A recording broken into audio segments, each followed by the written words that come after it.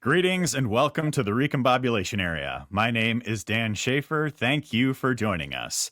The Wisconsin Department of Transportation recently held a pair of public involvement meetings about the future of the Lake Interchange in Milwaukee, otherwise known as 794. This stretch of interstate highway between the Marquette Interchange and the Hone Bridge has been a topic of debate for several years now, since it was identified that it would need to be replaced, with a price tag well into the hundreds of millions of dollars. In the years since, many have argued that this stretch of highway would be better off being significantly reconfigured or perhaps even torn down entirely. The meetings that have been held over the past week are part of the third round of public involvement meetings that have been held on this project, with the first being in August 2023, another in November 2025, and now yet another here in the spring of 2026. Joining us to talk about the latest with these meetings and with this project at large is Taylor Korslin, an architect and volunteer with the group Rethink 794. Taylor, thank you so much for joining us. Thanks for having me. So, did you have the opportunity to attend these public involvement meetings? I believe the first was last week. The second was yesterday. We're recording this on Wednesday, May 6th. Yeah, I actually made it to both. I just wanted to kind of feel out where those both were, so it was exciting. What did you learn from these meetings? What was, I think there was some coverage obviously in the media, but what was your takeaway from going and, just kind of, there's always a lot of material to take a look at with this. There's always the placards and kind of videos and PowerPoint presentations and all of this information that WISDOT will throw at you. So when you were going through, what were some of your takeaways? What did you learn from this one, and that was maybe different from the many other meetings that have also already been held on this? Yeah, this is ongoing for years now, so it is interesting, and they're finally getting down to like the meat of the issue. I think people have been eager to see what the development opportunity is for the various options, and then they released high level costs, roughly what those would look like. So it was pretty interesting how they're digging into it and really trying to find that cost benefit analysis of the three options, whether it's replace nearly as is, freeway improvement is kind of narrowing the freeway but still keeping it elevated, and then there's a removal option that essentially takes the span between the Marquette interchange and the lakefront, not the Hone Bridge. Not the But Home Bridge. People yeah, need to emphasize that every single time. Not the Home right. Bridge. Right, not the Hone Bridge. The Hone Bridge would stay in all of the options. Um, so that portion would be essentially at grade streets connecting the street grid, and the traffic would be facilitated there as well as distributed throughout the city. And so that's an option that's really um, it's much different than what's there today. And so people are grappling with that, and over this process, it's kind of interesting to see how that evolves. Yeah, I think, it's interesting because when I started covering this project, in 2023, there was a lot of excitement about what the possibility of this might look like. And I think these rollouts from the Wisconsin Department of Transportation, they take a really long time. Like it really Yeah. seems dragged out. I remember writing a piece a couple of years ago saying that, like, look, just make a decision already. And now here we are several years later, and we're still kind of having these same circular arguments. So like I and other folks with Rethink 794 and others have argued that this would be a good thing to transform Milwaukee's downtown, to bring in the possibility for development, to bring in to stop being beholden to the enormous costs of constantly rebuilding these highways over and over again, and to build something that is better for the people who live in the city instead of always prioritizing the folks from the suburbs. We see this, in a really distinct way as the I-94 east-west project, and the highway widening there has gotten underway. That disaster boondoggle of a project. So I think one of the things that was interesting about this one is that they actually kind of broke down this incarnation of the public involvement meeting is they actually kind of broke down what some of the development opportunities would be. And so there was a good piece that broke this down at Biz Times Milwaukee. I would encourage folks to check that one out. So I'll just go through kind of the top line numbers here, and then we can dig in a little bit there. So the replace in kind option, so replacement, doing the exact same thing over again, right? Is more or less what this is. The cost estimate between 425 million to 575 million, with development potential of 150 million to 210 million. That's what they said for that one. The freeway removal option, they said the cost was between 850 million to 1.25 billion dollars, with development potential 270 million to 490 million. The freeway improvement options cost between 675 million to 1 billion, with development potential roughly in the estimate there is 280 million. So when you saw some of these numbers come forward, what was your reaction to that? What did you make of how WSDOT has been characterizing this? Yeah, well, initially our estimate was $1.5 billion of development opportunity here in this corridor. And, urban Milwaukee's assessment of that is a good assessment of the DOT's numbers, the way they presented them. What you don't get is in the DOT's assessment, they put in the footnote that the ultimate build out of the corridor would be 790 million of potential development, but that would last roughly 20 years beyond the 2050 cutoff that they're essentially looking at the development for. So yeah, we're comparing like 790 million to these crazy costs of freeway building. And it's interesting, like when you talk about freeway building in the grand scheme of things, like these are huge projects, huge budgets. Like in Milwaukee specifically, we have every project is like the most capital expense in Wisconsin history. So you're talking about these big budgets, and in this corridor is potentially the only area in the state that will ever have the development opportunity that actually comes close to what it costs to build these freeways. So we're talking billions of dollars now, but we continuously have to invest in these elevated bridges every 50 to 70 years, and they need maintenance in the meantime. So it's really interesting, the dynamic of development and freeway costs. Mm-hmm. Yeah, and the thing is that in Milwaukee, we have an example of how this can be effective, right? We have the Park East Freeway example right around the corner, and the way that, removing that freeway, yeah, it took a while for some development to materialize. There was this thing called the Great Recession that happened right after, some of those final pieces were torn down and whatnot, and the site was ready for development. But now it is home to the Fiserv Forum and the Deer District, and has been a place where we've seen a ton of development in Milwaukee. And I think, that certainly can be a lesson for what's happening with 794 here.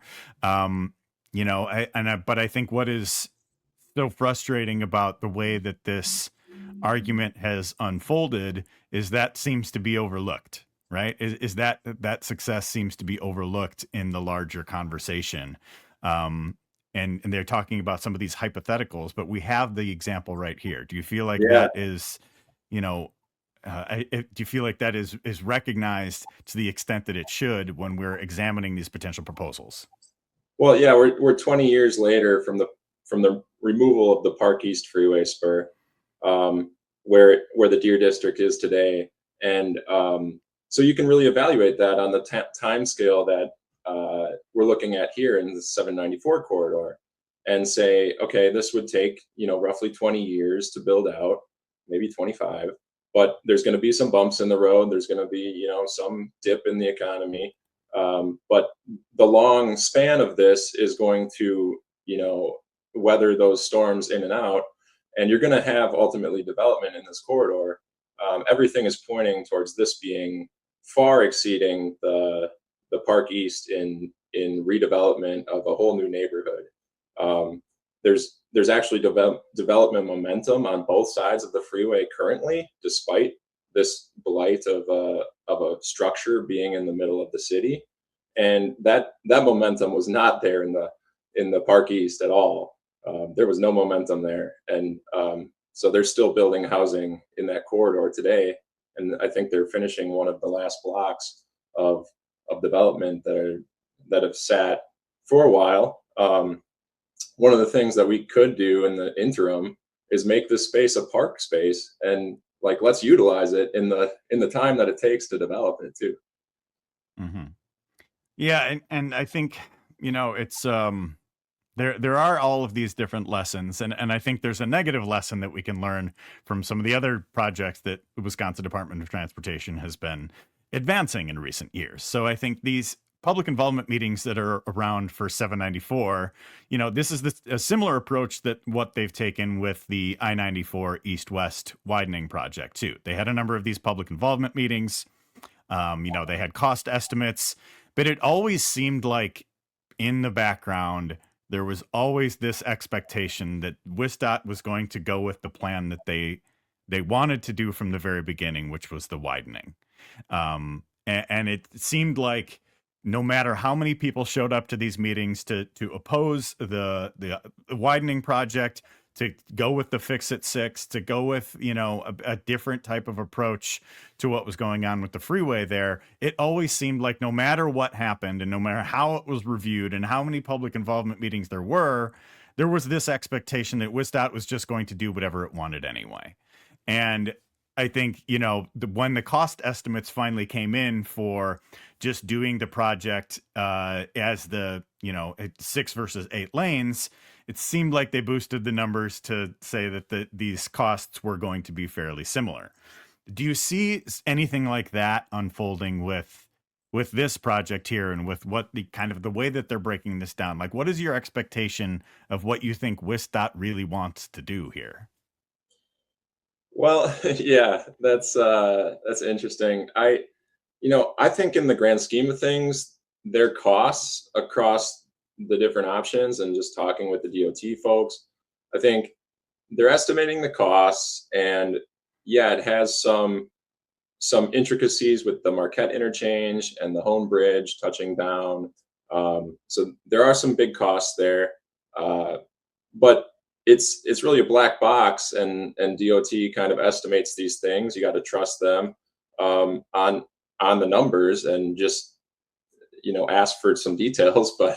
But yeah, I mean I point to the costs in comparison to development, but you could also point to the costs in comparison to like the Amtrak, for example. They're trying to connect Milwaukee and Madison, and that's like a $200 million expense. When we're talking about $1 billion to rebuild this freeway, or 800 million, whatever it is. But um, yeah, the investment that we've made in this infrastructure that continues to deteriorate, and at the expense of taxpayers is crazy. It's it's a lot. It is a lot. And I think, people can look at this in, just the context of just like, hey, we're rebuilding something the way that it is. But I think with what, kind of Rethink 7094 has brought up and advanced in this like larger discussion, is that there is a real cost to doing things the same way over again too, right? There is a long-term cost with that, because you're going to eventually have to replace this, again in another 50 years or whatever it might be. And so I think people are, overlooking that to a certain extent and not looking at the opportunity that this could bring in the development potential. And while I do appreciate that they have looked into the development potential in a number of these different options, again, it still feels a little bit short-sighted to me, because you're still thinking about this in the context of this one project and not what it Yeah. could bring elsewhere. And I think Well, you were, yeah, sorry, go yeah. ahead. Yeah, like what matters to people is are my taxes going to go up? Like we've got rising assessments, the cost of home values. That's what matters to people, and essentially what we need to do, and what this plan, what we are promoting, is that this growth. We need growth. If you don't want the burden of those costs to land on the everyday people that live in our city, you need this growth to offset those exceeding costs. And housing in this corridor is is accessible. It has you're right there by the transit, Amtrak to Chicago. You've got the Hop. You've got regional buses, Connect One. Like this is the most transit friendly part of our state. So you could essentially live in this corridor, not have to own a car. Um, you you have all this great access to the lakefront, the river, the Menominee Valley, like Third Ward. Like let's think bigger than just like this ginormous freeway taking up 20 blocks in the heart of our city. And do we want that to be our our biggest feature of our downtown? Right, right. And this freeway really divides, the central business district downtown with the third ward. And I think there's so many opportunities that could come with bringing that together. And you're right, it is a very transit friendly part of the region. And I would not exactly characterize the Milwaukee region as the most transit friendly of a lot of Yeah, other, peer cities. So yeah. you mentioned this when we were talking before about how this might compare to what some other peer cities um, are doing. Can you expand on that a little bit? Yeah, well, in comparison to peer cities, they've done this before. In San Francisco, the Embarcadero, it carried, I got it right here. It carried 70,000 cars a day, so it's a pretty interesting comparison. Um, and it was demolished because of an earthquake, damaged it, but it was demolished. And then um, the traffic went to grade. The streets absorbed that traffic, and it was so successful that they demolished a second leg of that freeway later on, and it connected the lakefront to the neighborhoods. And there's just example after example of these throughout the nation where when they removed the freeway through a urban context, the traffic outcomes and the nightmare scenarios didn't happen. You know, our street grid is surprisingly good at absorbing the traffic that you think it would not be. And boulevards in specific are these great pieces of infrastructure at grade that facilitate good travel by car, but also pedestrians in a accommodating and friendly way. And I don't think anyone's opposed to making Clybourne a boulevard, as some of the improvement options also do, because they see the benefit of that. So let's just make the whole thing a boulevard. It can handle the traffic, and and in comparison, they're asking Clybourne Street to carry 26,000 cars a day in the removal option. In comparison, the Lake Drive carries 30,000 cars a day. In Chicago, the Michigan Avenue, the number one shopping destination in Chicago, carries 45,000 cars a day, and it's pedestrian friendly, beautiful place to visit. That's what we could do here. I think there's so much potential for this, and you're right. If you look at so many other cities, there's a lot of success stories with removing freeways. Milwaukee is a part of that, of course, and I think it's frustrating to me as somebody who wants to see the city grow and change and embrace new opportunities, is that there are so many people who are often the most critical of Milwaukee who are most backing of the status quo here, right? You Yeah, have the people who are saying that, like, we need to fix Milwaukee, we have to address these issues and whatever, and then say, no, we don't want change here. We don't want this project to be right. different. And I Yeah, think that's what's so frustrating about this, is that those of us who support Milwaukee and want to see Milwaukee grow and we want to see Milwaukee change, And then the people who are saying Milwaukee needs to change are the ones that want to keep things the same way. And so Yeah, there's my a headline for this too is that if you're looking at the those breakdowns that I mentioned at the very beginning of this, it's just replace in kind. There's a $600 million option to do things exactly the same way. yeah, Is it's that what people expensive. want?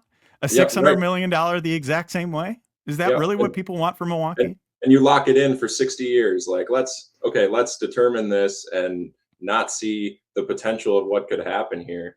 Um, and and like, I know there's this critical eye towards the city, but if you appreciate the city at all, a better city is worth a few extra minutes getting there. And Right. and the traffic will dissipate, it will disperse, and even DOT is estimating that 2/3 of the traffic that currently takes 794 today would disperse throughout the city. So you're only talking about a select portion of that traffic, and then it would disperse, in the city center amongst other streets as well. So Mm-hmm. you're not talking about the disruption that is often promoted in these projects. Yeah. Yeah, and then there was also part of the study, and this was in the Milwaukee Journal Sentinel's headline of their coverage of these, kind of rollout of these plans. The headline that they had last week was I-794 removal could bring in 500 million in development, but more crashes. And I think that also overlooks Mhm. what people could do to try to mitigate, you know, uh, some of the traffic danger that can come Yeah. with bringing more Well, people onto the streets yeah, too. the repercussions of change at this scale, you're changing the system, right? You're making a freeway, high speed through our downtown into a boulevard. It's bringing those speeds back down to what they should be in the city. Um, and so the repercussions of that going outward are not even, you know they the DOT's models can't even comprehend what would all change because you do a change at this scale. There's going to be streets that, in South Milwaukee, Layton, or those kinds of College Avenue, those kinds of streets are going to change because of a change like this, and they're going to adapt. So they're not factoring in those safety adaptations in this static kind of look at it today. Mm-hmm. So, as we're all processing this latest information, but looking ahead here, what's next Yeah. in this process, in this larger discussion? Well, in the DOT's timeline, they're gonna study this more, and they're doing their environmental impact statements. It's just more data about the impacts of this, um, and then later this year or early next year, they're looking to release their preferred alternative, and then there'll be a session about that, and then we're off. But what was kind of interesting to me was they were projecting these costs for 2035 numbers, which they're saying they're going to do construction in 2030, but it's not funded. So they're projecting the costs for, they project that they could get funding in 2035. So we could be at this for a lot longer than you think, and the political tides may change in the meantime. Yeah, I think that's part of the frustration with this too, is that I wish that there was a more straightforward process, and I think Yeah, we all kind of understood what the options were, what they would be as we were coming up to this, and at a certain point, you just got to make a decision. It might not, it's not going to be this. There's no decision that's going to please everyone. But over and over again, I think we need to be approaching these types of projects to be ambitious and to look for change. And I think that what you folks have put forward with the Rethink 794 project is the type of ambitious change that I think Milwaukee should realize. So, Taylor, before we let you go, any final thoughts on the latest on this project?